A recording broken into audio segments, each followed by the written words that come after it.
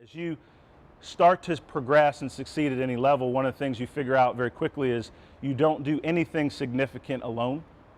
And so when you have opportunities for a give back, you have an opportunity for a kind word, or sometimes you have an opportunity to open your checkbook, you do it, right? Because you remember when you just started, when things weren't as smooth as maybe they are today. And everybody can typically relate to that if they're honest. But what's really neat is that heroes don't always wear capes. We've all been influenced in a positive way by somebody that helped us move faster on our path. And if I look back at my life and the things that I've gone through to get to a reasonable point in business, I can say this for sure, that my success is certainly based on my hard work, some ingenuity, but it is not without people opening a door for me to give me that opportunity. And so when I get up in the morning, I'm thankful. Because that thankful spirit allows you to look at today's challenges with the right mindset. That you attack them to win, not attack them to give yourself an excuse of why you should fail. And I think a lot of people don't give enough responsibility to, number one, those that came before them, and number two, their personal responsibility, that winning is a personal choice. And back to being an influencer and being influenced, I do think about my mom and dad. And I think about them growing up in a little town in Bogalusa, Louisiana, a paper mill town, and making that decision as young parents, young kids, basically 16 and 17, to move to Connecticut, right, to pursue better educational opportunities, to put me and my sister in a better place so that we could see the world through different eyes, through different lenses. But knowing when we go back and see our relatives and my granny and different things, where we came from. A book that I'm working on right now is called The Unlikely CEO. Because if people look at what I've done today, all they see is the owner of a football team in India, a professional football team, CEO of a technology company, board of directors of several different businesses. They see a product, right, that is 44 years in the making.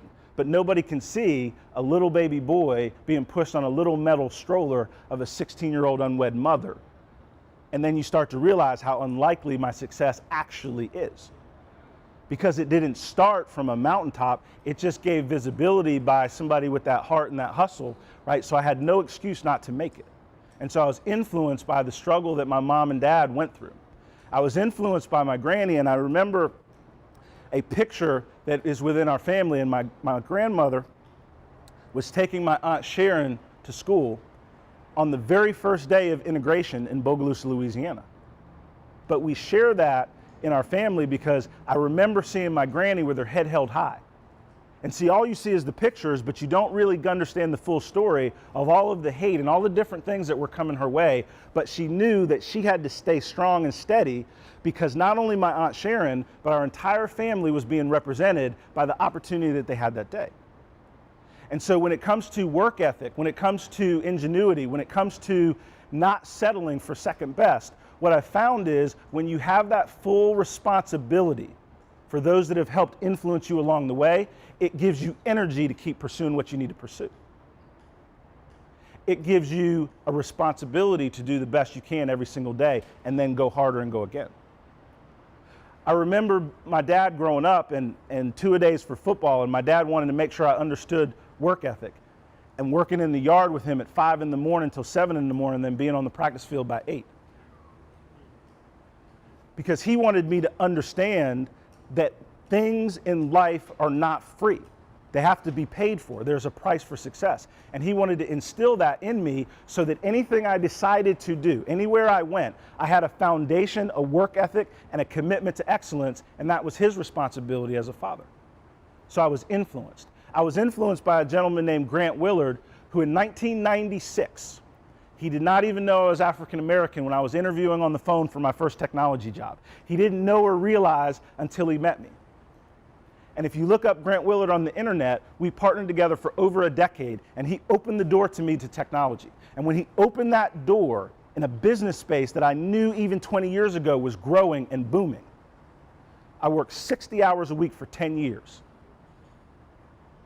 Because I didn't know another way, another person that was going to give me an opportunity to change my life and create a significant amount of income, education, and learning that I then could be an example for others.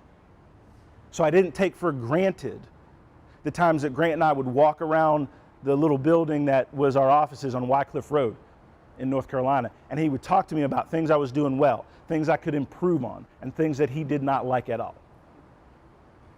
And he was teaching me about the business, not just teaching me about how to sell a particular product. And so I was being mentored.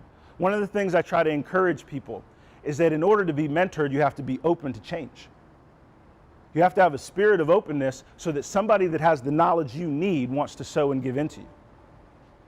When I talk to people today, I don't talk to them from a perspective of where I am today, because people can't generally relate to that because they just see the end story or the points of progress that I'm at. The story is not over, but the points of progress. What I try to let people know is I used to be a security guard. Remember Martin Lawrence? Flashlight cop, right? That was me, right? But I had bills. Bills supersede ego, if you understand responsibility. I had bills. And I had to figure out a way to get those bills handled. I was a store manager at Dollar General. So when I talk to people about there are no good jobs out there, well then take a bad one till a good one shows itself. But handle your responsibilities. Right? And so I was influenced by men and women who paid a full price so that I could have advantages and see further, and then I took advantage of those opportunities. One of the things that I would share with you guys as I get to know you and what you guys are doing and what you're building, right? And it's not really advice as much as perspective, right? Is everyone won't always understand in the beginning, but everybody loves a winner. So you got to continue to persevere. I was reading a little article the other day, and it was about Coca-Cola. Everybody knows Coca-Cola. They only sold like 25 bottles their first year. It's a $1 billion corporation. Just remember that where you start is not where you finish. I work in the technology space, and every single person that works for me has a computer science degree, engineering degree, MBAs, a couple PhDs. I'm a graduate of Rose High School. Spent a couple years at ECU, thought I was going to the NFL. That dream got deferred. Is how I like to describe it. Some people are like, did you play football at East Carolina? I said, no, but I practiced a lot. I was really good at practice. I mean, I was a practice squad All-American, you know, and enjoyed that. What did it teach me? It continued to teach me that work ethic, and it taught me how to go through a certain amount of pain and still keep my wits about me. I remember fondly all the times playing football, because at 5'11", to have to go head to head with somebody at 6'5", 240, 250 pound tight end, and that's who you're supposed to cover, you can't really have a lot of fear factor, right? And if you are afraid, do it anyway, or you're going to get run over, right? And so then in business, everything became relative. A tough meeting wasn't going to be a physical altercation, it just was going to be a tough meeting. A down sales quarter wasn't going to be life or death, it just was a down sales quarter. It was something to overcome. It was a challenge that I didn't want to beat me. And so all of those things and those elements that made up my upbringing, my early life and different things, only gave me a perspective on what strength really means. And that means when you fall, get up. It's actually very simple. When you stumble, get up. When you say something that shouldn't be said, then apologize and try to do it better the next time. To not be so hard on yourself as to where you are today, but give yourself the opportunity to be where you want to be tomorrow. And I was talking with some friends of mine, and one of the things that's really on my mind lately is I'm reading a lot about diversity in technology and different things like that. But I'm reading a lot of these articles, and one of the things that I don't see enough of is the personal responsibility for those of us that want to make a better way of what should we be doing. See, a lot of times we're looking for what a company should be doing to make the environment better for us, versus preparing ourselves such that hiring us costs them money. I'll give you a very good example. When I was being interviewed for my first major technology job at iCube, this is 1995, 1996. I'm on my third or fourth interview with Ned Lee, who was one of the partners in the firm. He was Grant's partner. And he was leaning on me verbally. He said, Don, you left school. What makes us think you're not going to leave us? If you're not committed enough to finish your education, why should we entrust you with selling our products? And this was the whole, like he's leaning on me. And finally, I had enough. And I said, Ned, I mean no disrespect, but it's time for you to decide. I'm going to sell $1 million a year of software for somebody. Either it's going to be you and Grant or someone else. And I got up and left. And I had an offer letter in 2 days. And over the 10-year period of time, I sold a lot of software for Grant. He went off, sold a couple companies, doing some great things, and we're still great friends today. But he opened that technology door for me. And what does it take to create a legacy, and what does it take to keep it? To create it, there's got to be a visionary in your family or your business that is going to move forward independent of what they see, but based on that dream that they want to create. And then they attract those that want to go on that vision and mission with them. The staying power of that vision is, does it include many people's dream within it? A small legacy will have a small following. But if you have a big dream and vision, it can be inclusive of a lot of different people, a lot of different types of people, a lot of different ages, a lot of different backgrounds. You can then create something that's lasting. The other thing in legacy is, does your word matter? Does your yes mean yes and your no mean no? And are you willing to have an enduring commitment to being successful?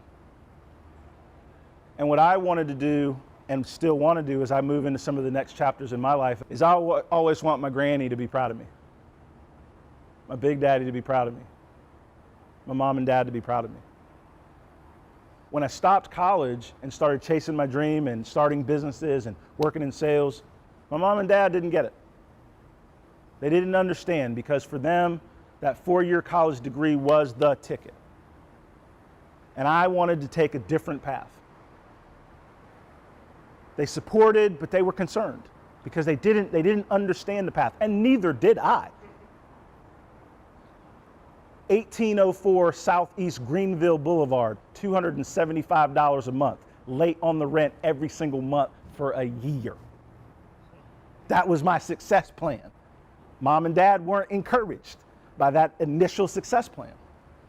I remember the guy that was our landlord. He ran a couple cleaners in Greenville, North Carolina. Every single month he would call me. I would say, hello, how you doing? This is Don.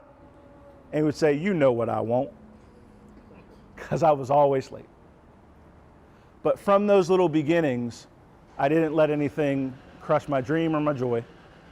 And I kept pursuing with a passion success that was meant for me in my life. And I didn't let naysayers take that from me. I was willing to do the work. I was thankful and appreciative of mentors along the way. But I also knew I had to be on my hustle every single day to get what I expected for me in my life. And it wasn't everybody else's responsibility why I was or was not making it. I only wanted a chance. And it didn't even have to be a fair one. I have people talk to me about, life isn't fair, this isn't fair. That's not news. That's not going to get you a Pulitzer Prize. You didn't discover the imbalance in fairness, right? I mean, like some people say that like they discovered something, right? That's already been invented, a lack of fairness. That's universal, that's global. That was global before the internet, is a lack of fairness. What are we gonna do about it? Right? I mean, I was like, I can't, some people can be mentored by me, some people can't. You know what I mean? Because sometimes people don't want to take personal responsibility for what they need to do tomorrow to get what they want. And while we're whining, complaining about what could be that isn't, somebody else is making progress.